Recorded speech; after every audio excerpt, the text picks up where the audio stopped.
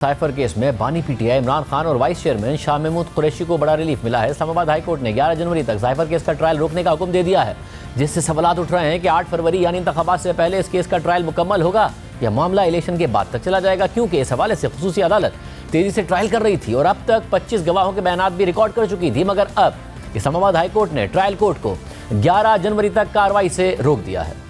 अहम बात यह है कि खुद सुप्रीम कोर्ट भी इस केस में प्रोसिक्यूशन के केस और कारकर्दगी पर सवाल उठा चुकी है और आज इस्लामाबाद हाई कोर्ट में इमरान खान की दरख्वास्त पर समाअत के दौरान भी सुप्रीम कोर्ट के फैसले का जिक्र आया है।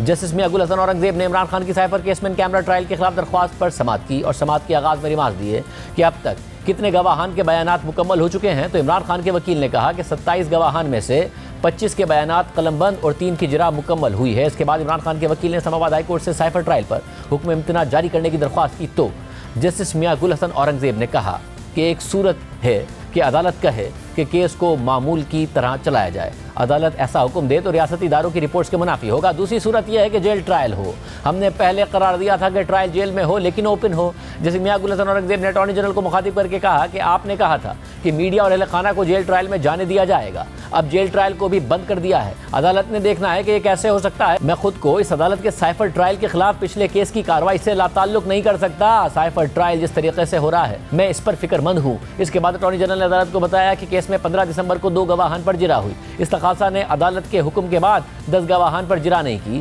फिर 21 दिसंबर को जब 13 गवाहान के बयानात रिकॉर्ड हुए तो प्रेस को बाहर निकाल दिया गया था। फिर 21 दिसंबर के बाद 12 मजीद गवाहान के बयानात रिकॉर्ड किए गए और ये बयानात ओपन कोर्ट में मीडिया के सामने रिकॉर्ड हुए। इस मौके पर इमरान खान के वकील सलमान अकरम राजा ने कहा कि अटॉर्नी जनरल का ये बयान दुरुस्त नहीं है। तो अटॉर्नी जनरल ने जवाब दिया कि अदालत ने 14 दिसंबर को कहा था कि अगर इस्तगासा दरख्वास्त करे कि ट्रायल इन कैमरा हो तो किया जाएगा। इस पर जस्टिस मियां गुल हसन औरंगजेब ने कहा कि खुसूसी अदालत के जज को हर समात पर ट्रायल ओपन करने का हुक्म देना चाहिए था। ओपन ट्रायल क्या है ये वादे कर चुके हैं। तुम आ जाओ और तुम आ जाओ, ये ओपन ट्रायल नहीं होता। ओपन ट्रायल में जो चाहे आ सकता है। इस पर अटॉर्नी जनरल ने कहा कि मीडिया को इजाज़त है कि जो चाहे आ सकता है। जैसे मियां गुल हसन औरंगजेब ने रिमार्क दिए कि ऐसे नहीं होता, इस पर बाकायदा ऑर्डर होना चाहिए। क्या जिरा मीडिया की मौजूदगी में की गई? अटॉर्नी जनरल ने जवाब दिया कि जिन 3 अफराद की जिरा हुई वो साइफर के कोड डी कोड से मुतालिक थे।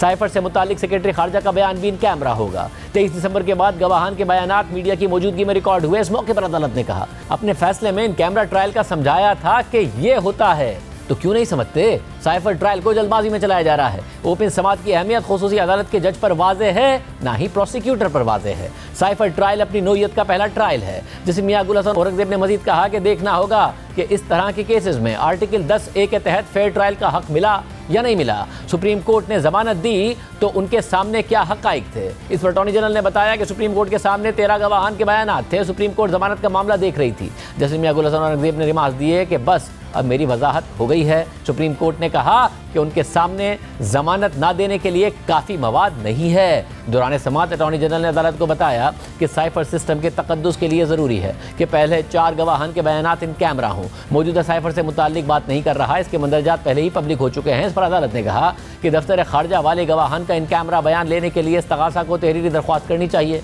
प्रोसिक्यूशन जज से कहता कि 3 गवाहान के लिए इन कैमरा ट्रायल करें ताकि ट्रायल पर सवालात ना उठें। कभी कभी अच्छा भला केस होता है लेकिन जिस तरीके से चलाया जाता है तो वो ख़राब हो जाता है। इस मौके पर FIA के प्रोसिक्यूटर राजा रिजवान अब्बासी ने कहा कि साइफर इन कैमरा ट्रायल के खिलाफ दरख्वास्त काबिल समाअत नहीं है। मैं अदालत के इस मामले पर मामलत करूंगा। अटॉर्नी जनरल ने कहा कि अगर अदालत चाहती है कि जिरा मजीद हो तो हो जाएगी। ये ज़रूरत है कि ट्रायल ओपन हो और ये पूरी दुनिया में होता है। सिर्फ दफ्तर खारजा की साइफर सिक्योरिटी से जुड़े 4 गवाहान की इन कैमरा जिरा होगी। अटॉर्नी जनरल ने कहा कि अगर अदालत 13 में से 9 गवाहान के बयानात कलअदम करार देती है तो दोबारा होंगे। तो जस्टिस मियां गुल हसन औरंगजेब ने रिमार्क दिए कि ऐसे तो ये गवाहान तीसरी बार एग्जामिन होंगे। आज केस ख़त्म नहीं कर रहा हूँ। मौजूदा अपील से आईनी सवालात जन्म लेते हैं। आईनी मामलात पर अटॉर्नी जनरल मुआवनत करेंगे। इस मौके पर इमरान खान के वकील सलमान अकरम राजा ने कहा कि मीडिया को ट्रायल में जाने की इजाज़त नहीं। मेरे पास 3 गवाहान के जिरा की सर्टिफाइड कॉपियाँ मौजूद हैं। ये तीनों गवाहान कहते हैं कि इनके बयानात इन कैमरा हुए। इस पर अटॉर्नी जनरल ने कहा कि दरख्वास्त होगी कि ये सर्टिफाइड कॉपियाँ इंटरनेट या मीडिया पर जारी ना की जाएँ। जिसमें मियां गुल हसन औरंगजेब ने कहा कि अगर मैं ऑफिशियल सीक्रेट एक्ट के तहत ट्रायल करता तो पहले सीखता कि क्या करना है। जज खुफिया ट्रायल की सर्टिफाइड कॉपियाँ दे रहा है। साइफर रियासती खुफिया सिस्टम है और ये शख्स इसकी सर्टिफाइड कॉपियाँ बांट रहा है। मुझे फौरी तौर पर गवाहान के बयानात और जिरा की सर्टिफाइड कॉपियां दी जाएं। इसके बाद जस्टिस मियां गुल हसन औरंगजेब ने कहा कि चाहे आज़ादी मिली या नहीं, लेकिन सुप्रीम कोर्ट से जमानत हो चुकी और ट्रायल चल रहा है। केस की मज़ीद समाअत 11 जनवरी को होगी। इस पर अटॉर्नी जनरल ने कहा कि मैं जनवरी में सुप्रीम कोर्ट में मसरूफ़ होऊंगा। इस पर जस्टिस मियां गुल हसन औरंगजेब ने कहा कि आपने आज मेरे दिमाग को क्लियर कर दिया है, आपके एडिशनल अटॉर्नी जनरल की मौजूदगी काफ़ी होगी। इसके बाद अदालत ने 11 जनवरी तक साइफर केस का ट्रायल रोकने का हुक्म जारी कर दिया। अदालत ने अपने तहरीरी हुक्मनामे में लिखा है कि 21 दिसंबर तक इन कैमरा ट्रायल में 13 गवाहान के बयानात रिकॉर्ड किए गए और इन 13 में से 4 गवाहान दफ्तर खारजा के साइबर सिक्योरिटी सिस्टम से मुंसलिक हैं। चारों गवाहों के बयानात खुफिया रिकॉर्ड करना मुल्क की सलामती के लिए अहम है।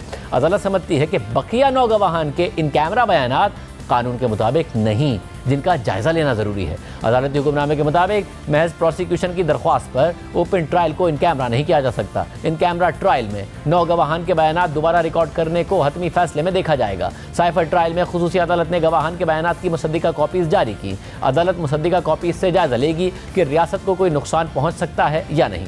इसके बाद अदालत ने लिखा कि trial court Islamabad high court के हुक्म के बाद रोज़ाना की बुनियाद पर ट्रायल कर रही थी, मगर सुप्रीम कोर्ट ने अपने फैसले में इस्लामाबाद हाई कोर्ट के फैसले को कलअदम करार दे दिया। 4 हफ्ते में ट्रायल मुकम्मल करने का हुक्म कलअदम होने के बावजूद ट्रायल कोर्ट रोज़ाना की बुनियाद पर समाअत कर रही है। इसलिए ट्रायल की कार्रवाई 11 जनवरी तक रोकने का हुक्म दिया जाता है और 11 जनवरी को ही इस केस की आइंदा समाअत होगी। यानी जहां इदारे तेज़ी से तहरीक इंसाफ के खिलाफ कार्रवाई आगे बढ़ाने की कोशिश कर रहे हैं, लेकिन तहरीक इंसाफ को नुकसान पहुँचाने की बजाय फ़ायदा पहुँच रहा है, अदालतों से रिलीफ भी मिल रहा है और सियासी इंतकाम का बयानिया भी बन रहा है। और ये ऑप्टिक्स तहरीक इंसाफ की मुखालिफ जमातों के खिलाफ एक चैलेंज के तौर पर उभर रहे हैं। आज नून लीग के सदर और साबिक वजीर आजम शहबाज शरीफ ने बल्ले का निशान वापस लेने के इलेक्शन कमीशन के फैसले के खिलाफ पेशावर हाई कोर्ट के फैसले पर तनकीद की है और फैसला देने वाले जज पर तनकीद की है। साथ ही कहा है कि जिस तरीके से इमरान खान को सहूलतें दी जा रही हैं वो हमारे लिए लम्हा फिक्रिया है।